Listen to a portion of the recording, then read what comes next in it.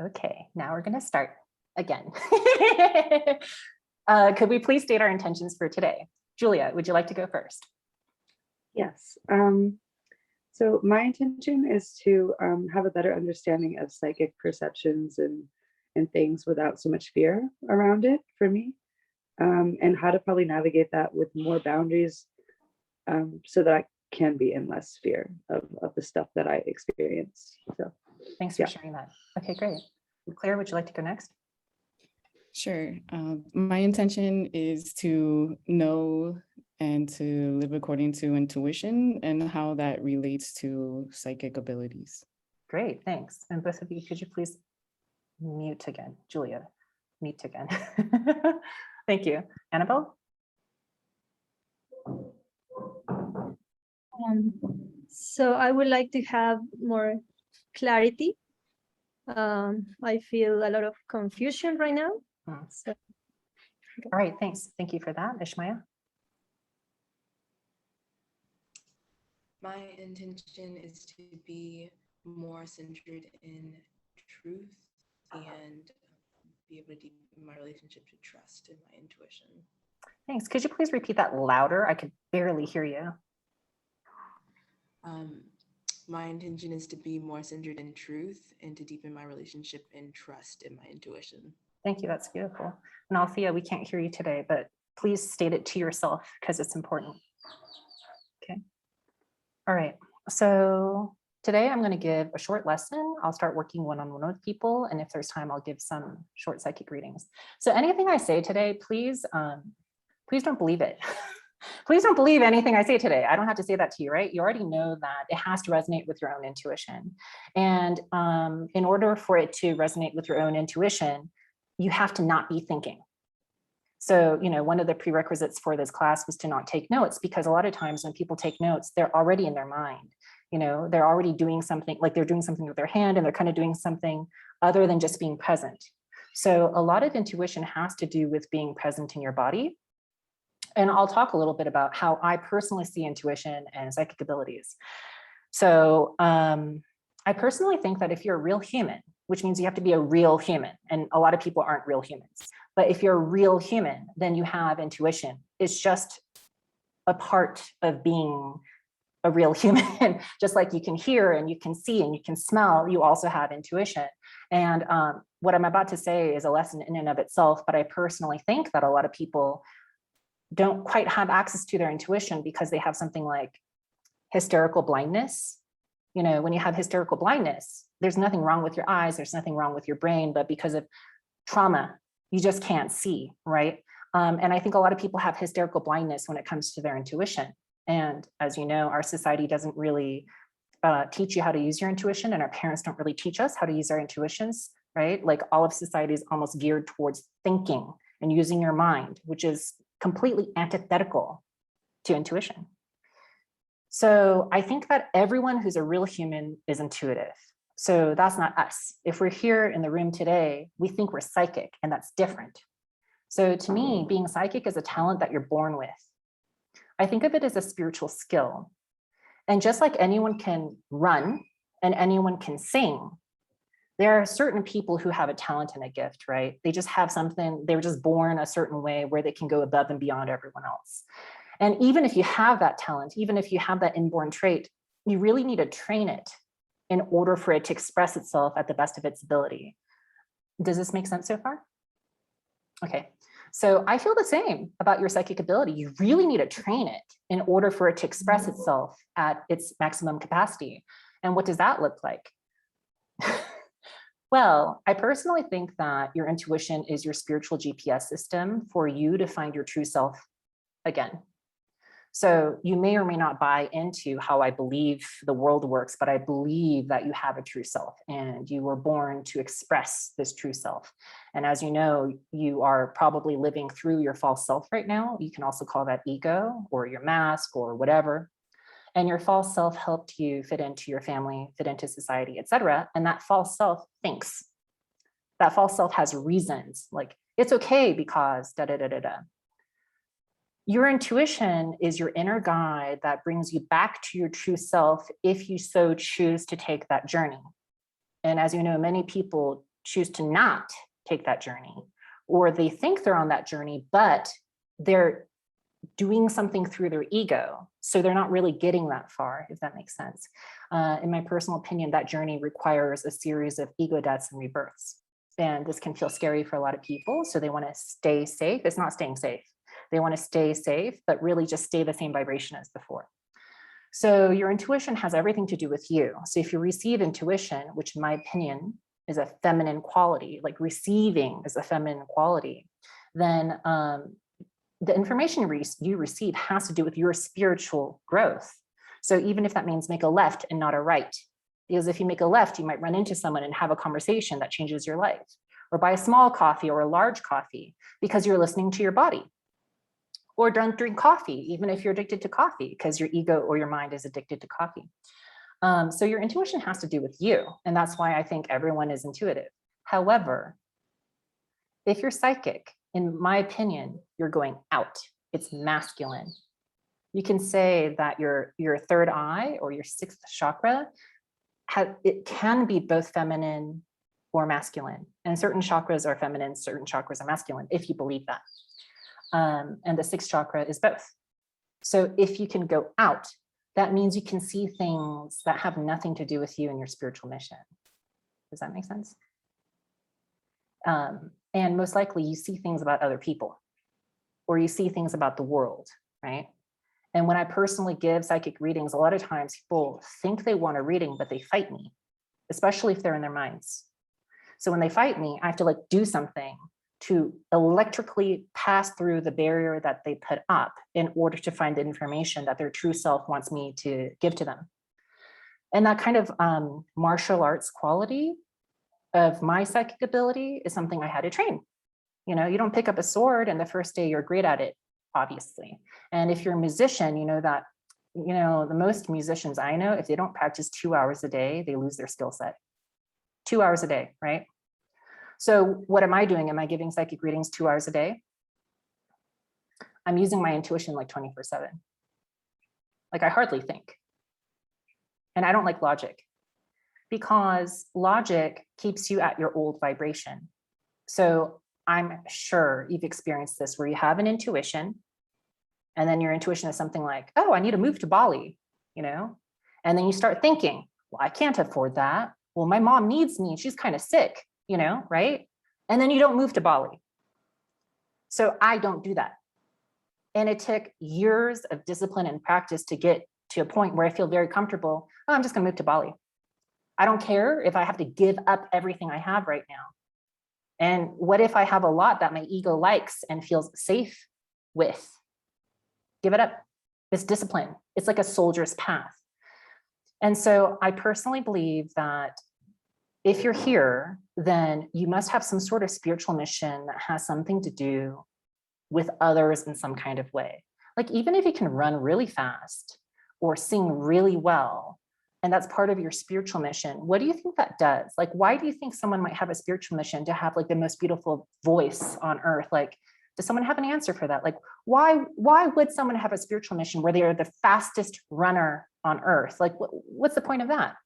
You know, why anchor that frequency? Why train so you can express that to the best of your personal capacity? Why even be at that point? You know, does someone have an answer? I think it could be potentially to beacon like the energies and the people around you. Did you say beacon? Could you please say the first part of what you said? Yes, to like be a beacon. So if you're a beacon, what does that do for the people around you? Like demonstrates what is possible. Yeah. Thank you for that. I agree with you. It's kind of like, I think when we see something very, very beautiful, there's some sort of calming effect inside. And sometimes people feel that when they go into nature and they go, oh, I see God in nature or something like that. There's some sort of calming effect inside. There's some sort of inner peace that resonates. And it's the same when you see someone running like really, really fast or singing really, really well. There's an aspect of truth. truth with a capital T, like ultimate truth, something that points to beyond what you and I can perceive with just our eyes and ears, right? There's something like a cosmic kind of truth.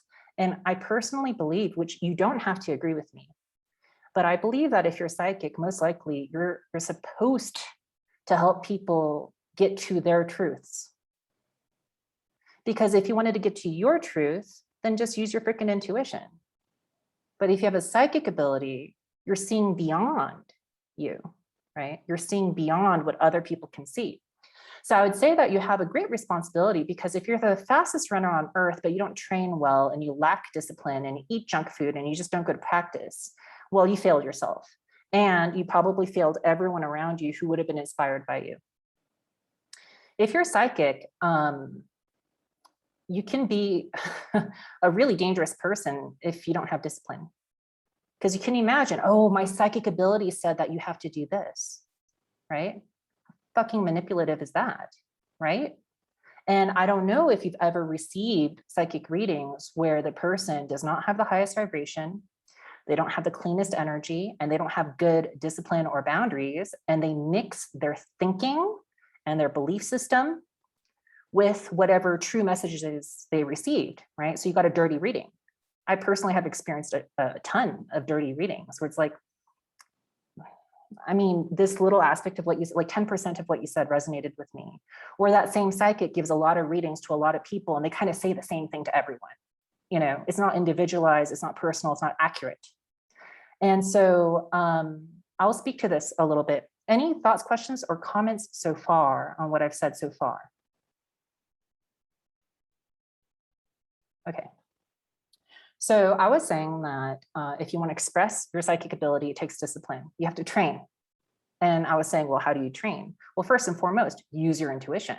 And you have to make decisions from your intuition. That example I used of like moving to Bali, you have to move to Bali.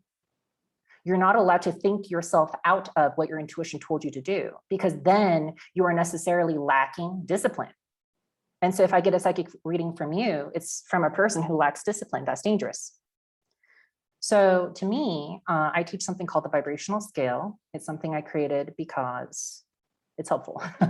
And it doesn't quite exist, but it kind of can be helpful, where if you're at a vibration of 1, you're like, let's just say you're suicidal.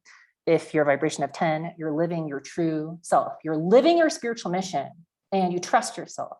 Here's where I'd say you have really good discipline and really good boundaries. So the higher you go in vibration, the more clear you are. That almost like obviously makes sense, right?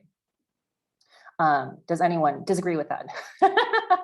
So I will explain that a little bit though. So let's just say you're at a vibration of 7. You have a relatively high vibration.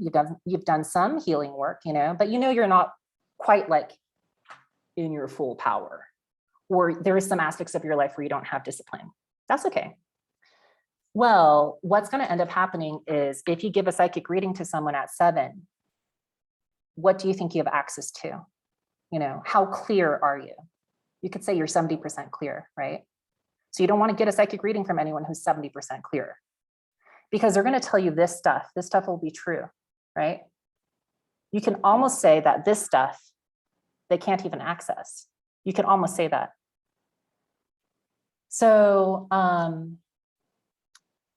you know, I've gotten psychic readings from people who are more like fortune tellers, and they say things like, oh, you know, I see someone in your future, they have brown hair.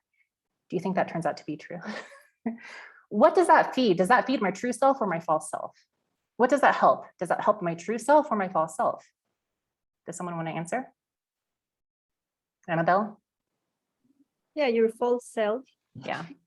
So was that someone using their psychic ability in the way that it was given to them for? Like, are they abusing their psychic ability or are they honoring their psychic ability?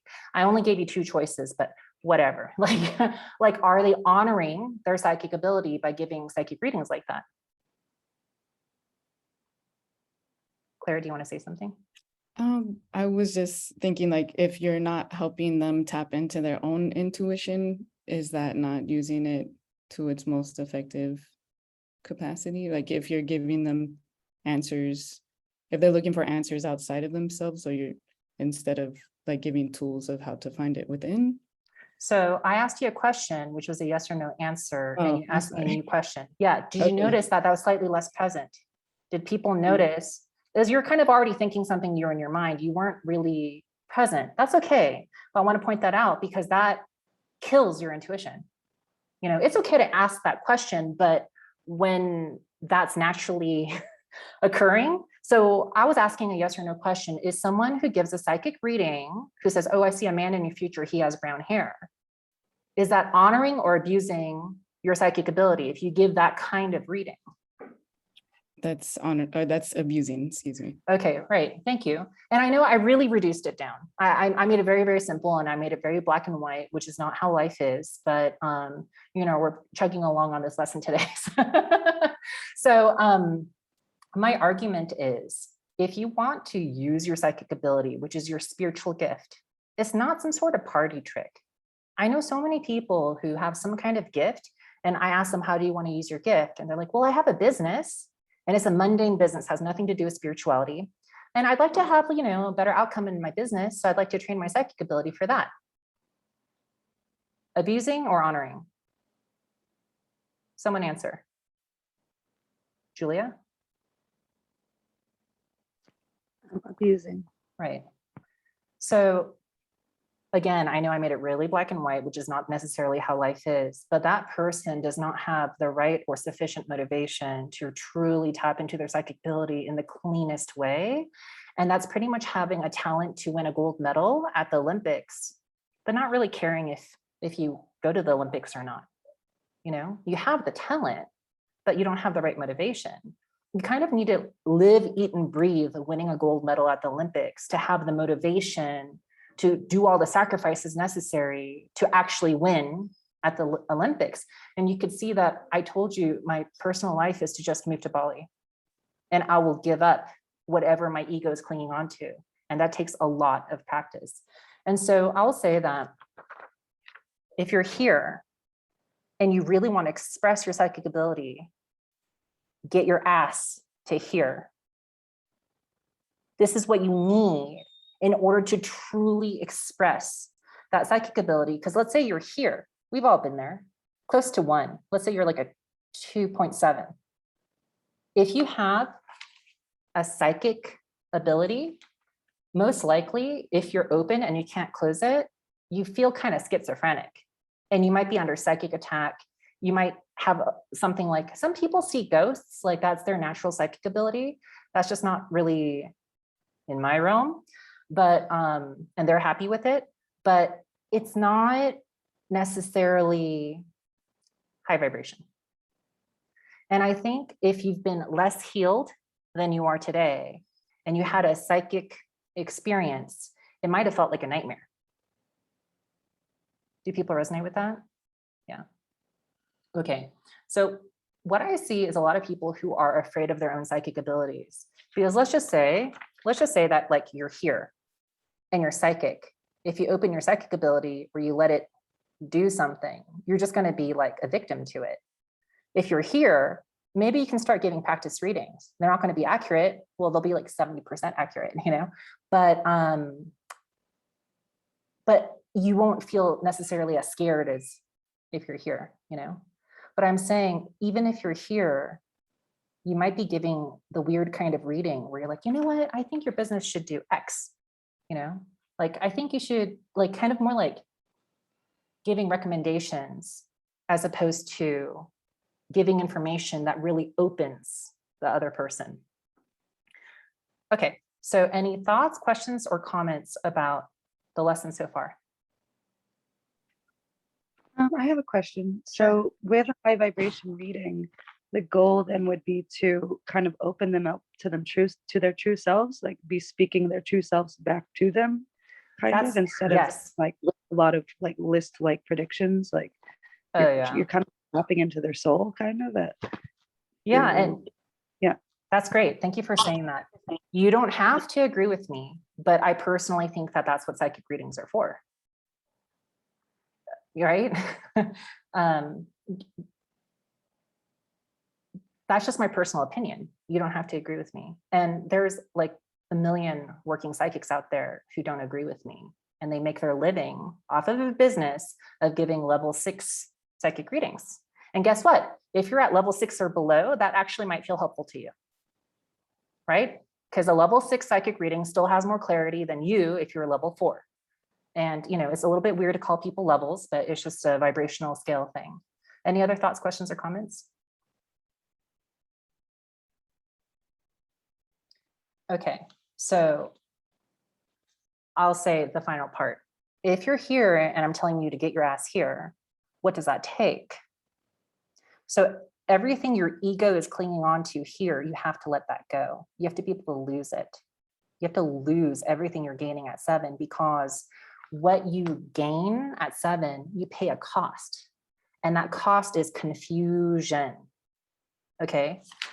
If the higher you go is clarity, the lower you go, more confusion for sure. We've all been there. You're like close to 1 and like, you don't even know what you think or feel, and you feel like shame all the time, and you have to like ask people for their opinions, and you spend like hours asking 10 people for their opinions, and you still don't know what you want, or, like a lot of confusion. So if you're at 7, your ego is gaining something for sure, but you're paying the cost, and the cost is confusion. That's why you can only give a 70% clear, accurate reading. And, I'm not sure if everyone here necessarily wants to like start giving readings to other people, like I would have to talk to you individually to see what your spiritual mission is and how your psychic ability is a part of that. But guess what, in my opinion, which you also don't have to agree with, giving readings is a really good way to practice, especially the masculine aspect of breaking through confusion to get to the truth. And if you've ever had a reading from me, you'll understand that I do a pretty good job of breaking down egos in a way that can feel really uncomfortable, depending on how ready the person is. If you're really ready, it doesn't feel uncomfortable at all. But afterwards, there's a sense of like liberation and clarity because they broke through to a higher vibration. So that's how I use my personal psychic ability. And my personal psychic ability, for whatever reason, because of my spiritual mission, I see shadow. That's the frequency I see. I just see shadow. I always see what your ego doesn't want to see. And I've seen that since I was a child. I'll say one more thing. The conclusion to this lesson was, if you're at 7, you want to get to 10, you have to go through the ego death and rebirth necessary to let go of whatever you're gaining at 7, because then you can also release the confusion you have at 7 to go up higher. That was like the main lesson. But for some reason, I wanted to talk about my childhood a little bit. Like when I was little, I saw so much, and I would say things to, like, for example, I was really little and I told an adult, well, you only married him because no one else proposed to you. You're almost 7, or sorry, I don't know why I said this. I was 7 or 9, I forget. And I said to an adult, well, you only married him because no one else had proposed to you and you were almost 30 years old. And how do you think that person reacted? Ishmaya? Just pure restriction and fight. Yeah, no, right? That's what I got.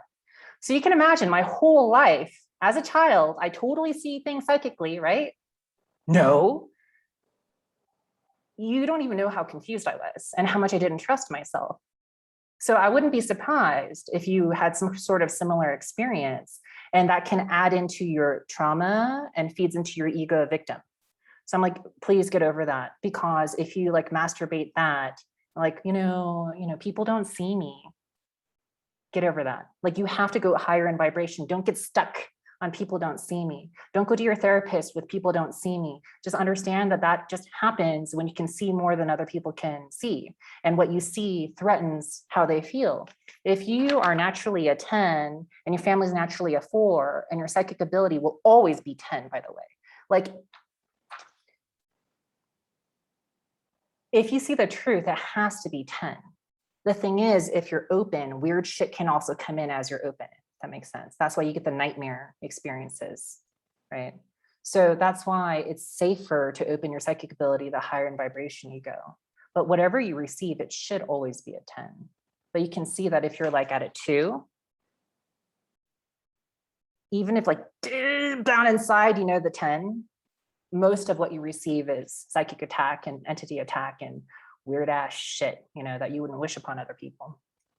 So any thoughts, questions, or comments on not just like the lesson for today, but you know, the idea that you might be additionally confused because you have additional sight that other people will deny, and that can be traumatic. And I'm saying, get over it, man. You know, I see so many people stuck at their 6 or their 7 because their ego really clings on to the story of the trauma. And if you care to do that, you'll never be a 10. The person at 10 doesn't care about their trauma anymore. It's so long gone in the past. You know, it's like some person talking about their high school boyfriend and they're like 42 years old. Like, are you 17 or are you 42? You know, it's like you're really stuck in the past. And so I personally think that it's completely possible to heal and be 100% healed and to be your highest vibrational self and to just be your true self and be in your power in this lifetime.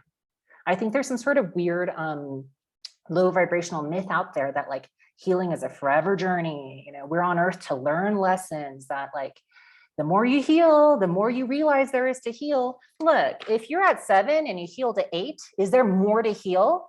No, there's fucking less to heal. It's just like, to me, it's really clear.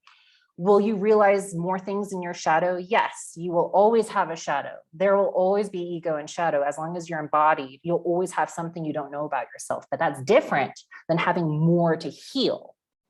Do you see what I'm saying? Okay, if there's any confusion, that's okay, you just let me know. Okay, thoughts, questions, or comments on what I've said so far? Can you hear me? Althea? Oh, you can hear me. Yeah, something broke in a good way. This is so super the way you're explaining. It's not that I have a question, but my thoughts are the way that you're explaining the difference between psychic and intuitive, and then the ego, breaking through the ego. Of course, we know that. But when you say to someone, get over it, what does that mean? I mean, I know what it means in my head, but what does it mean in terms of what you anticipate them doing to get over it, whatever the it is? That's a great question. Thank you for asking that. So I see a lot of people who are addicted to healing because I am on a healing journey, has become a part of their ego identity. So they're very proud of whatever they do. You got your yoga teacher certificate, you know, you go to craniosacral and acupuncture. Oh, you get a gold star, right? Right? Like you've learned Ayurveda. It just starts to become a part of your ego identity. And I see people stop. There's like a hard stop. Almost a lot of people I've worked with, because I see shadow, it's like, I really see this about you, but they won't accept it. I'll give you a really dark story. It comes to mind. And so a heads up that it's a bit dark, but for whatever reason, it feels like the right story to tell today. One time I was doing a group. It was a live group in person, and I gave someone a psychic reading, and I had like very few boundaries back then, so I wouldn't give this kind of reading now. But back then she was about to die because she had some sort of issue with her uterus, and she didn't know how to fix it. Like the medical doctors didn't know what to do with it. So she went to a Chinese medical doctor who said, well, you have a baby stuck in your body. And she was like, oh, that can't be the case. You know, so she asked me, psychic person, could you please tell me, do I really have a baby stuck in my body? So again, I would not give this reading now, but back then I did. Yeah, I totally saw that she had an abortion when she was 20 years old. And there was a foot and a hand of a baby still stuck in her body, and it was rotting and causing her to die, right? It was a group, it was a circle. So, and I had no boundaries back then. And so her aborted baby came into my body, and I became the aborted baby. And it was like this shamanic channeling situation where she was crying and hugging me and holding on to me, not wanting to let me go. And everyone present, a lot of them were facilitators. So they were like drumming with their shamanic drums, they're stomping on the ground, and they're like really encouraging her to like do a ceremony to let go of the baby, right? A lot of people who have had abortions have to do some kind of ceremony to apologize and let go of the baby, right? So this could have been something like that. She wouldn't let it go. She just wouldn't let it go. And this is one of the most dangerous experiences I've ever had working with anyone. Again, I have way better boundaries now. That freaking aborted baby wouldn't leave my body. And she was hanging on to it for like an hour, and she was crying and doing all this stuff. And I was literally paralyzed. It just wouldn't leave my body. And I needed so much help. I needed so much help from the people there to just get that thing out of my body. And afterwards, there was no resolution. There was no popping. There was no ego death. There was nothing. There's no healing. And all of us who were holding space in that circle just felt exhausted. We're just exhausted and frustrated. And guess what? She had the gall too, after the ceremony, like completely, like the ceremony was another abortion. It was quite traumatic for me, actually, to experience that in personally. So she had an abortion when she was young, denied it. This woman is like in her 50s now. She had a ceremony to heal for something. She created a new abortion. And then afterwards, she asked me for my help. She's like, I really think you can help me. I can't, because that was your help, but you refused to actually acknowledge. She still afterwards still wouldn't acknowledge that she ever had an abortion. Like in her reality, that didn't happen, So I know that was kind of like a dark and very visceral and obvious example, but I feel like that's an easier way for people to see, like, everyone's in denial about something. If you're at a 7, that confusion that you agree to at 7 helps you deny something shitty that keeps you at 7 rather than 8. Okay, yes. So yes, she's a very severe case, but that's a very easy way to see that since her ego is like, I didn't have an abortion, everyone's ego is like, does that about something. And what I see is a lot of people are addicted to relationships. So they're addicted to their mom, they're addicted to their sister, they're addicted to their clients, they're addicted to some kind of relationship. And a lot of people don't want to let go of these relationships, because these relationships keep you at your 7 and keep you from going to 8. And also, if you're a psychic person, you're kind of extraordinary, right? And you're extraordinary in a spiritual way.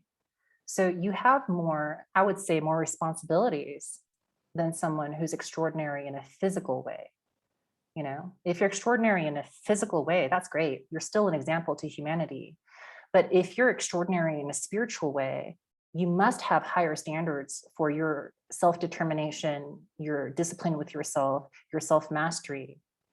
Because you can be like the world's best, let's say, soccer, football player, and have lots of discipline on the field with your physical body or whatever, but maybe spiritually you don't even care. But you can kind of still make it with your spiritual mission to be who you're supposed to be.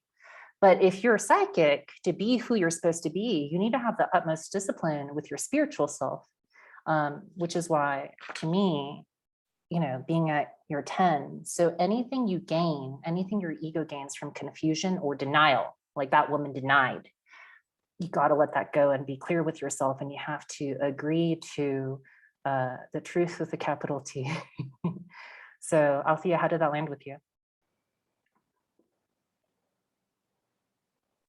Yeah, I mean, that is the work, identifying and letting it go. And, that's the hard thing. Like not wanting to see, you said it. We don't all want to see something, Oh yeah. I don't Yeah. know I don't know what it is I don't want to see, and I don't want to know what it is I don't want to see, Right. Well, thanks for saying that. And I'll say, don't get confused. If you're at 7, there's something you don't want to see that would kill your ego for sure. But it's not the same kind of haunting that you have at like 2. So don't get that confused, So a lot of people, they're already at 7. This is still people, like, you're already at 7, but you're afraid to open your psychic ability because you think that what's going to happen is a 2, like a 2 kind of haunting experience. So I can just guarantee you that the higher in vibration you go, that just won't happen. Does anyone else have thoughts, questions, or comments on what we've been talking about so far?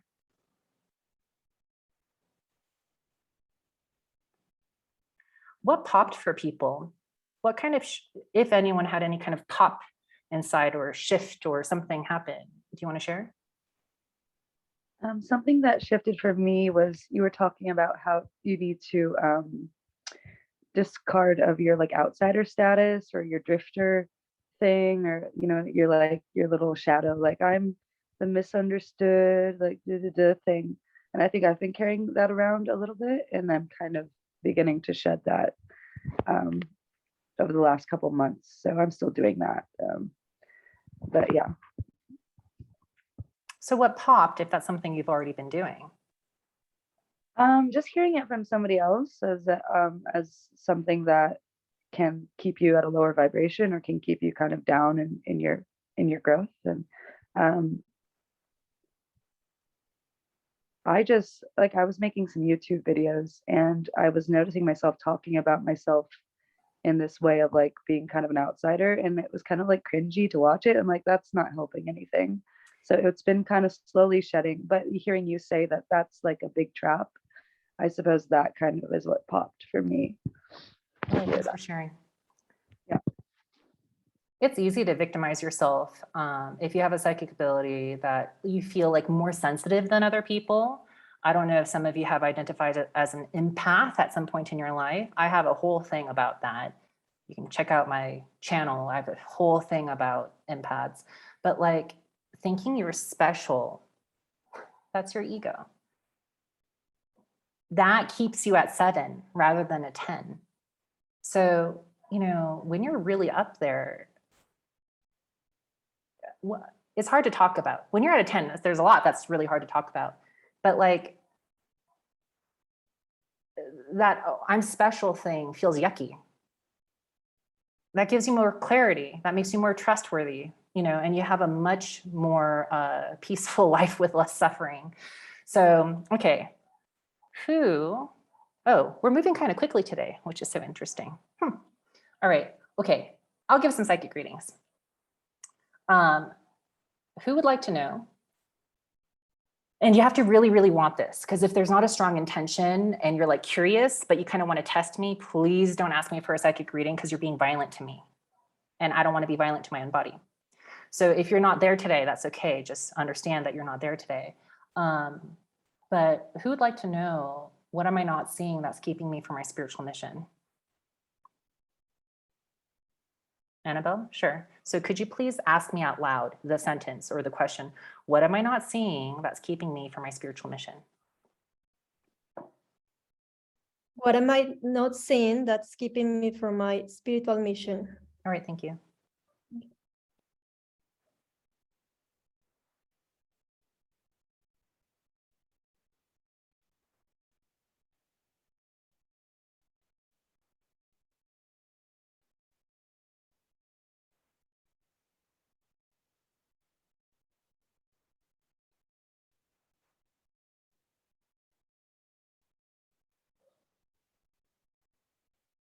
Okay, so I'll tell you what I saw.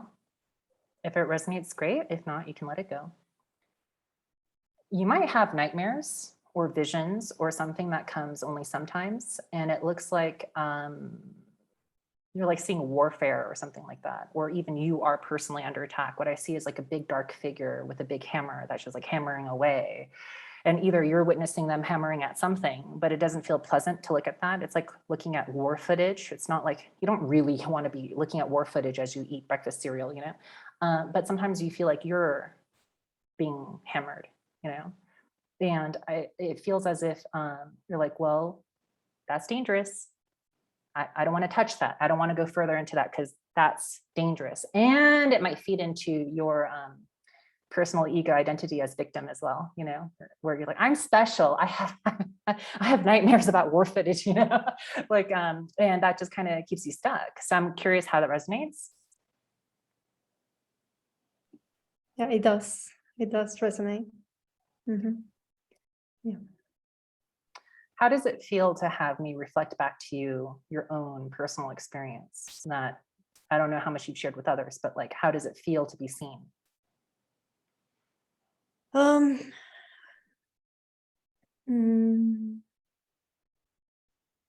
Well, it's easier to see it for myself, right? Yeah. So, it gives me more clarity. So it's good, but yeah, it's somehow scary also, right? So if you're at 7, whatever you're aware of and you gain from the confusion, right? I just brought clarity to the confused aspect. So now you have a little bit more of like a choice. Do you still want to stay at 7? Because I kind of swatted away the confusion. Julia, Mhm. could you please somehow, you're already walking around, but is it possible for you to not walk around? Or else I'll have to just do something with my things. You're off screen for me. Okay, so I don't know, Julia might be walking around right now, but like, I find that really distracting because that's not being present. Sorry, I have to move. My boyfriend's coming in from his night shift, so I'm Okay, sorry. yeah. But did other people feel that? Or did you notice? I did notice, but I just made a space for it Yeah. in my, to keep the energy here. So like, I mean, I had to move Julia off screen for me in order for me to stay present because intuition can be broken so easily with the slightest not being present with the mind. And if you don't feel safe, you can't be in your intuition. So I'll give you some nuts and bolts. Like when I teach intuition or psychic classes, people have to sit in a chair.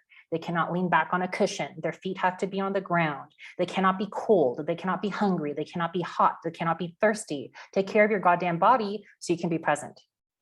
And it's meditation sitting style, your perineum, your 2 ass cheeks, triangle on your chair, present, grounded. And so if we're doing something that takes that kind of energy, and I'm like, oh, sorry guys, my dog walked in, let me go feed my dog and come back. Whatever container we just created collapsed. And when I give psychic readings to people, I mean, I kind of said this before, there's also energy in the room right now. Do you guys feel it?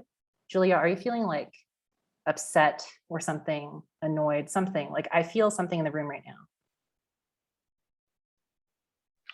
Yeah, my boyfriend just walked in and I told him to leave. So Okay, so did other people feel that in the room?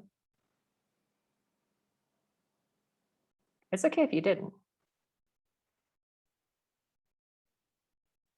I was talking right now on my screen, I can see 4 people. I can only see 4 people at a time. So I have to like scroll back and forth to see everyone. And so because Julia was walking around, I found that distracting. So I just put her off screen. But even off screen, I felt the container break because she had to leave us, talk to her boyfriend and come back to us, right?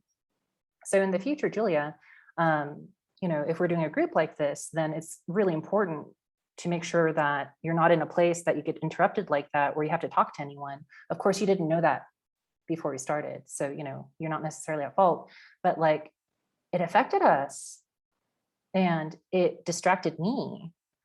So you can see how easy it is to not follow your intuition or have it be like disrupted or violated.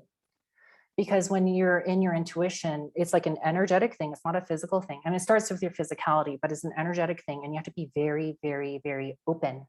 So if anything comes in, right, that like ruins that openness, then you can't be open.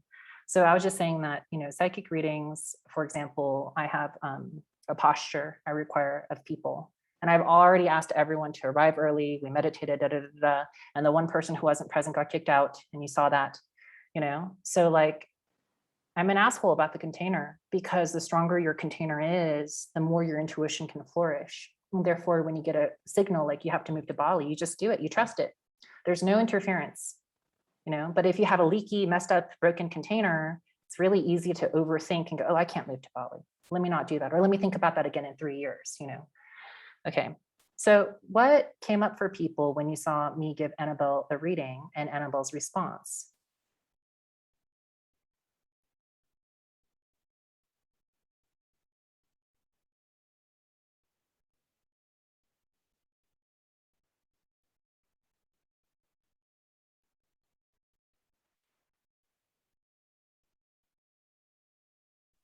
I felt like it was true for her because it was like such a quick, like, oh yeah, for her. Like her response was so like a one word, like yes, like, yes. So that's how I kind of knew for her that something had struck a chord. And even if it wasn't, it was kind of a pre-verbal acknowledgement at that point where she was like, oh, wow. So yeah.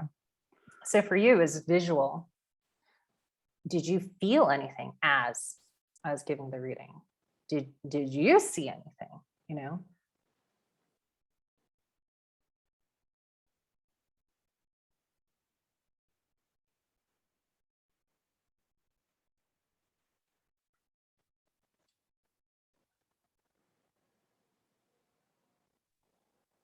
I felt like some sort of historical, like ancestral acknowledgement or something. Like That feels it like felt mind like, energy. oh, okay. All right. Yeah, that's what I, Do you agree? You don't have to agree. That felt like a thought. yeah, that it could be mind-based. Could be. Yeah. So something I said earlier about intuition and logic is I really don't like logic because this world is an illusion. This world is an illusion and it's reflective of your vibration. So if you go, that's not possible, then in your world, it won't happen. And, you know, if you want to be a more magical person and have a life with less suffering, a life where you surrender to the universe and you allow it to take care of you, then you have to allow for miracles. And so if you have a lot of, there's more thinking in the room right now. What's going on? Is someone thinking? Did I say something that made you start thinking about something?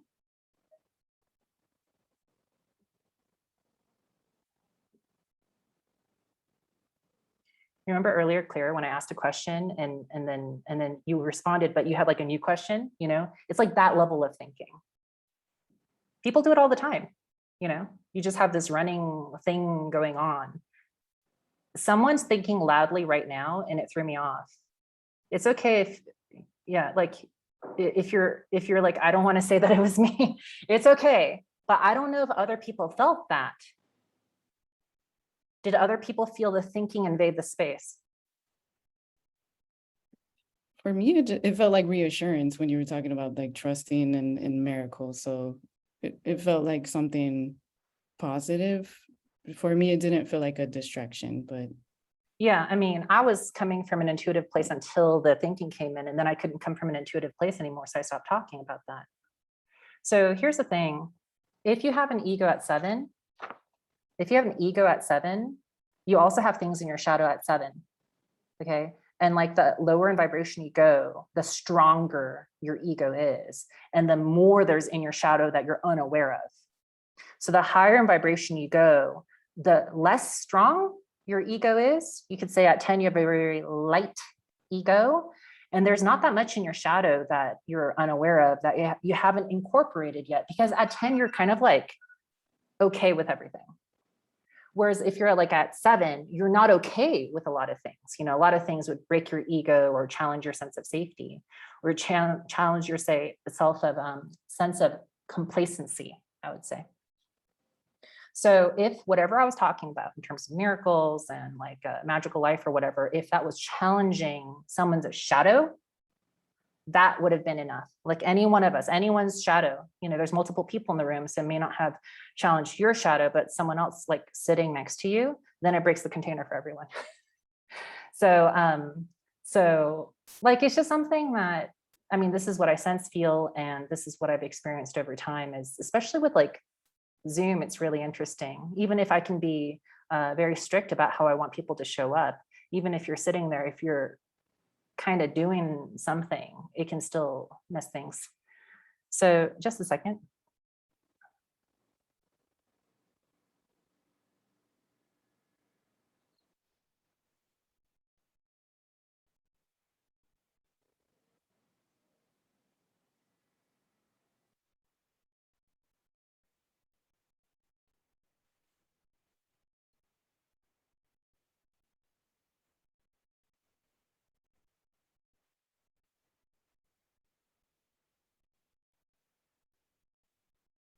Okay, so I'll say this.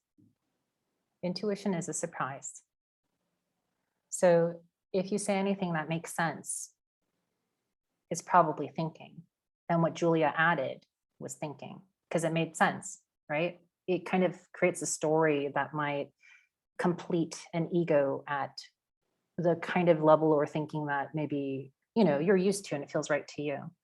One more person, would you like a reading from me?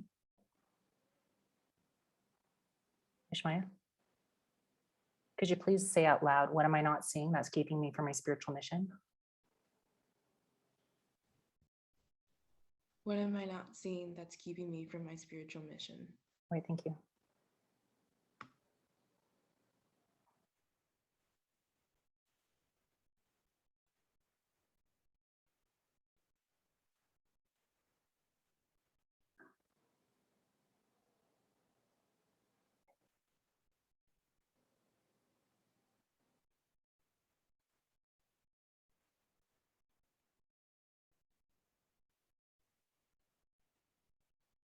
All right, so this is what I saw.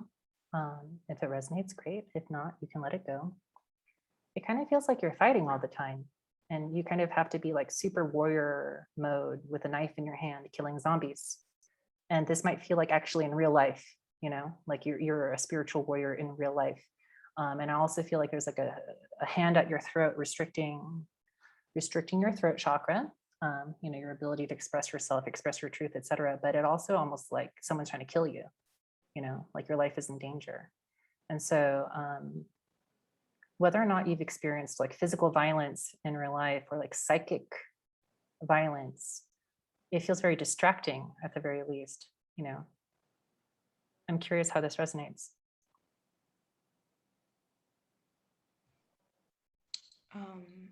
It definitely resonates. Definitely the stuff about expression and throat chakra. And that's been like a big source of confusion for me. So your audio is really messed up right now. So like I said, if you're at 7, now the audio is really messed up. Just a second. Ishmael, could you please use your mental energy to protect our container and make sure that your audio doesn't get messed up? That comes from you. So if you're at a 7 and you gain something socially at 7 and your ego feels comfortable and complacent, there's something in your shadow that, you're not seeing, right? And the lower in vibration you go, the more outrageous your shadow acts. And we saw here today, Zoom getting super screwed up. So I just gave you a reading, which probably gave you more clarity or reflected back to you something about yourself, so it reinforced your true self. That threatens what lives in your shadow that wants to keep you at a lower vibration. And those things can ruin Zoom. So did other people also hear a messed up audio? Right? And what was really interesting, right? Was the throat chakra was an issue. And as Ishmael was speaking, we couldn't hear her. So the exact same energy that feeds off of her not being able to speak was rearing its head right now. So welcome to the world I live in. But you can see why I really care about the container. And so Ishmael, do you mind sharing one more time? And you have to not be victim to the energy in your system. You have to have control over it, because ultimately it serves your ego and you are in charge of your ego. So if you really like your ego, it's going to mess up all the Zooms forever. But if you're willing to let it go more, that stuff won't have as much fuel to mess up the Zoom so much. So could you please give me your response to the reading?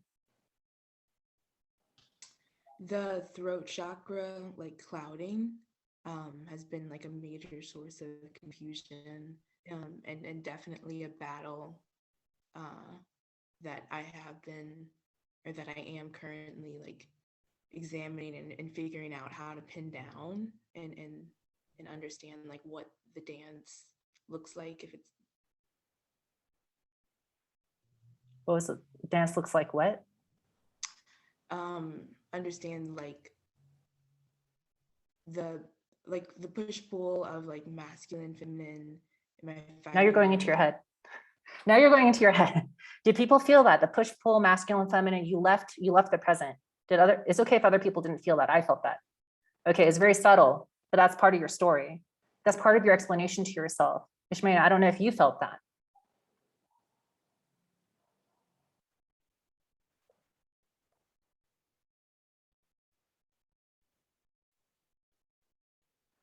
Are you saying yes? I was feeling into it, but Okay. yeah. All right. Just a second.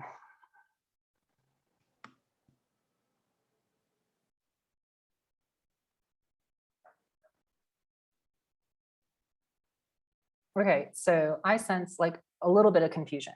You can take it or leave it. You don't have to agree with me. You definitely don't have to like what I'm saying, but I sense a little bit of confusion, and that confusion puts you in your mind, because when you're in your mind, you start to feel like you're in control again, right? So when people feel out of control, they go into their mind, which is why sometimes it's really hard for people to be in their intuitions, because you're completely not in control when you're in your intuition, completely in your feminine, you know? So if you felt a little out of control or confused, then you go into your mind and your mind starts to say stuff. You know, Julia previously was saying something about ancestral, whatever, that made sense to her. That's where her brain went. Here, your brain went to masculine, feminine. That has like almost nothing to do with the fear I sense in your system. So I would say that you don't have to agree with me. If you're at 7, what keeps you from 10 is fear, you know? And that probably reinforces your ego in some kind of way and your personal victim story. Every ego has a victim story, every ego. So like your ego's flavors of things.